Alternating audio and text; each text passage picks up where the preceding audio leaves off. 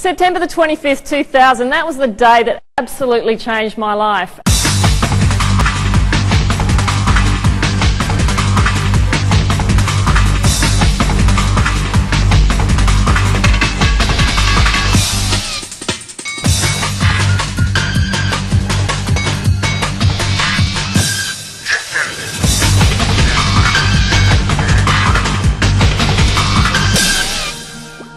But today what I want to share with you are some of the lessons that I've learnt that obviously will help you become great leaders.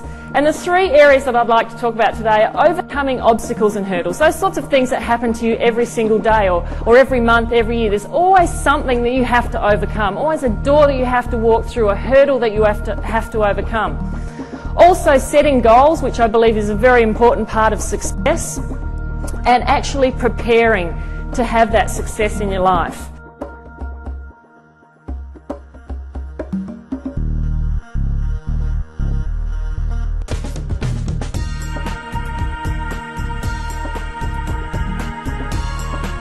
So 10 years of playing indoor volleyball, I finally made it to one of the top leagues in the world in Italy, and I played in Italy for nearly a year.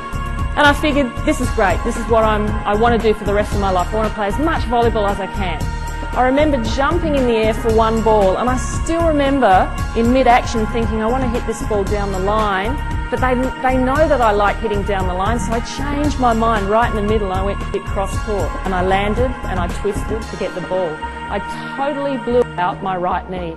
But at that point, I thought that this was the biggest disaster of my life. I thought, what am I going to do? Volleyball is the only thing I know. It's all I've got. My boyfriend at the time gave me a brand new white volleyball. And I looked at him, I unwrapped it, I looked at him and said, I'm not going to be able to play with that. How am I going to play with that? I can't even walk yet.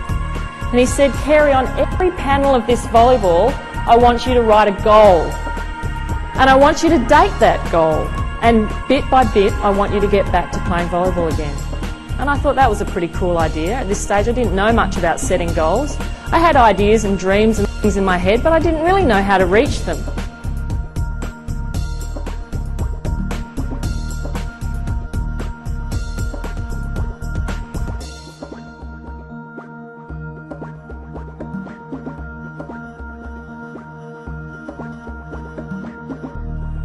So I started off running in the water, January 1993, jumping in the water, February 93. Now this is still 4 or 5 months after my accident, so that was how bad it really was. Jogging, riding a stationary bike, and then bit by bit the skills of volleyball, setting, serving, passing, spiking, and then finally playing a competition match in September 93, 12 months since I wrecked my knee. Figured 12 months would be okay. So bit by bit I actually followed this goal ball, and it was the most important part of getting me back on the track. Now, the thing about setting goals is, first of all, you need to know where you are today. Then you need to see where you want to be. And then bit by bit you set out that plan. And the most important part is that you revise that plan, because it came to a point where I couldn't do some of these things and I had to revise it and change it. And the biggest thing I couldn't do anymore, and I had that written on here, was a practice match, competition match. I was never able to play indoor volleyball again. But what actually was the biggest disaster in my life became the biggest opportunity in my life, because when I realised I couldn't play indoor because of the hard surface and the constant landing and pounding on my knee joint, I realised that I could play beach volleyball.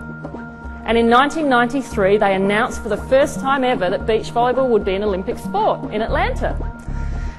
And it was funny because a year earlier when I was riding this ball, I had one panel left. And I wrote Beach Volleyball, Atlanta, 1996.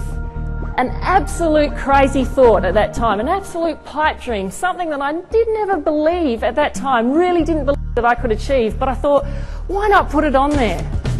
Now the other thing about setting goals is you have to have them out in front of you every day. If you want anything in your life, you need to picture it all the time.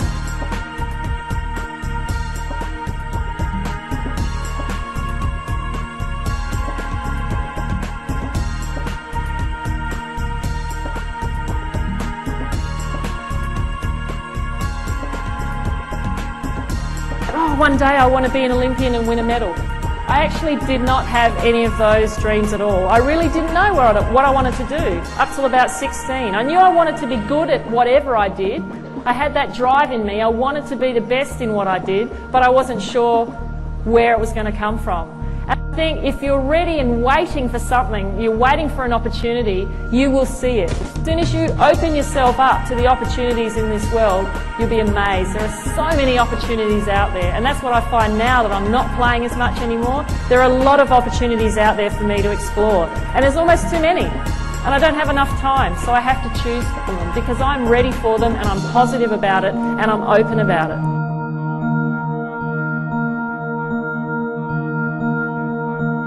The first thing we're going to do is go through all the skills though, because some of you probably haven't played the sport before, but I've just got to say that this guy is one of the best beach volleyball players in Australia, male beach volleyball players that we've ever had and probably will ever have. Contact the ball with an open hand in the middle of your palm, okay? Just put your hand on the ball and follow through where you want that ball to go.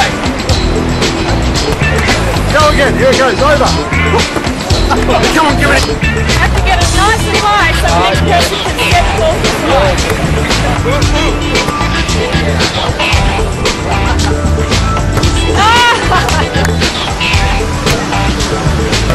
6-5.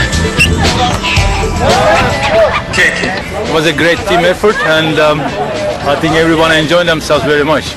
Sensational day, sensational. Fantastic. Bit of fun, camaraderie, get to know people. Yeah, it's been good fun. Kerri was fantastic. Great!